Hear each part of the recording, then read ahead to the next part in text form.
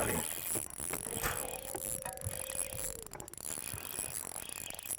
Looks like we got us a nice one, folks. What's going on, everybody? We're here on Bull Shoals Lake today, and we got a nice little cool fall day, and we're about to do a little deep and shallow challenge again, kind of see which one proves the best for us today. We're going to spend the first few hours shallow, you know, just fiddling around, throwing a buzz bait, a glide, stuff like that, and then we're going to bounce deep, see which one's kind of the move for the day. Stuff seems like when that sun gets up high, they don't do a ton of missing, knock on wood. They kind of know what they're eating a little better, I guess. Yeah, so the fun thing about the fall is there's lots of good ways to catch them. You know, the fishing's usually a little tougher, so it's not like that any way in particular is really good, but you can catch a few doing anything. It's just it's a tough time of year until all of a sudden it turns on. You know, there's going to be a certain water temperature where all these fish, you know, swim to the bank and you know, get really aggressive. And right now we're in October and we're just coming off of a big full moon. It's actually still just going down right now. So even through the fall, you'll see the bluegill do a little bit of spawning and you know, move back to the bank, and that usually brings a lot of bass with them. So we're piddling around, fishing a few boat docks, you know, throwing a buzz bait, throwing a spook, just kind of fishing shallow right now, bouncing around, trying to figure out the deal. Haven't been fishing in a while, so we're just learning today. There you go. Not a bad one. Come up and got her there. XPS buzz bait right in the top of the noggin. See, we finally got on a little steeper grade bank and finally got the first bite. So maybe we'll get lucky, and that'll kind of be our telltale sign here. This is about the right mix of bushes and rocks. Finally getting where you can get to the bank good. It's one of those deals when you finally see what you're looking for, you know it's right, and the fish kind of help you figure it out. But golly, that's the fun thing about the Ozarks and the bad thing about the Ozarks is everything looks the same, but there's little subtle differences. You can tell, like this bank we're on now, the bushes are a little more spaced out, it's a little steeper, and a lot of days those little differences are big differences when it comes to putting them in the boat.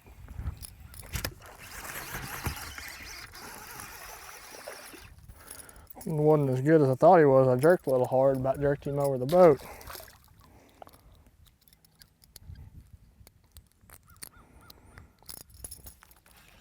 Man, it's fun though. There's nothing better than watching them come up and eat that buzzbait. It's fun too in this clear water because a lot of times you see them coming before they ever actually get it.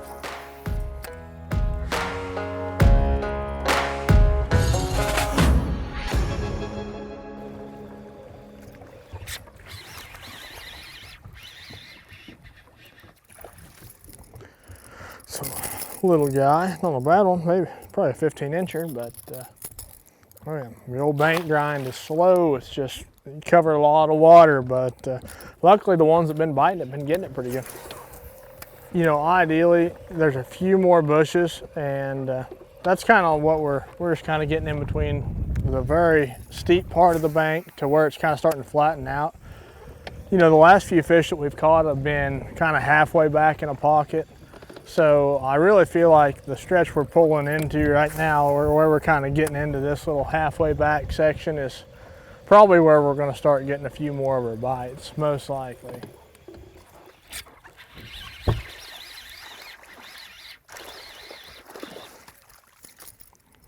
That's fun, man. Doesn't get any better than coming up and just killing a buzzbait. We've caught, I guess, 4 keepers now, shallow. We've just been throwing a buzzbait pretty much the whole time, but you know, that's all the bites we've had. We had 4 good bites, and they made it good. And I feel like if you just kept it in your hand and, you know, took off all day long, you're going to catch a handful of keepers, have a chance at catching a nice bag. But you know, today we don't have all day, so we're not going to just burn down the bank all day long.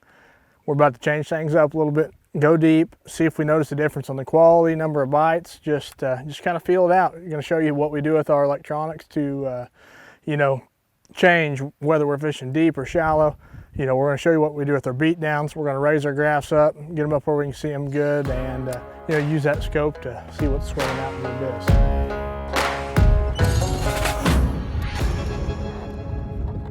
That's one thing about fish this time of year. You know, we're in the fall. It's not cold enough that they think they have to eat yet, so they're just kind of maintaining. They're just not too excited about anything.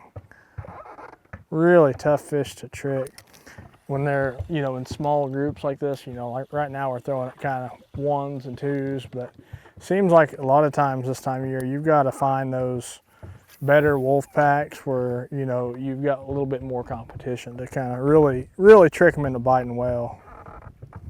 I mean, they almost look like bait fish. They get so tight together, but you'll see them light up on my bait right there. Oh, I lost him, dadgummit.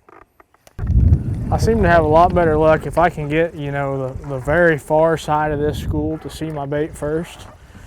Seems like that'll kind of help get all of them. You don't get very many chances at them. You get 1 or 2 shots, and once they know you're there, you pretty well ain't gonna trick them unless you got some crazy sneaky stuff going on. Little Kentuckies. There's a bunch of really nice largemouth swimming around right here too. We just gotta get one of them tricked.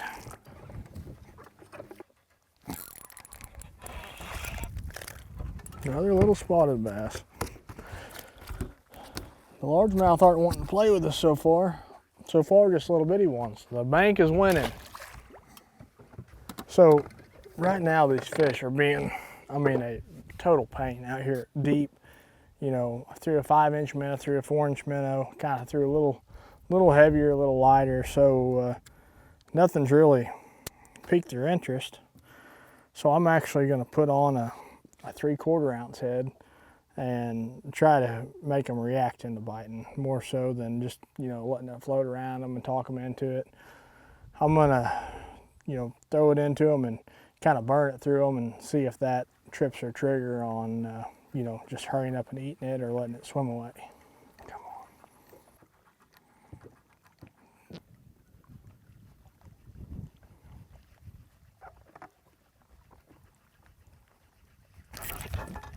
Broke him off, dude. Got him.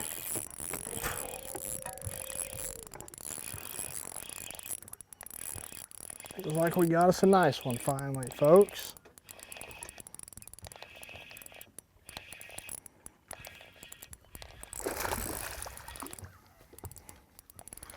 That's the kind.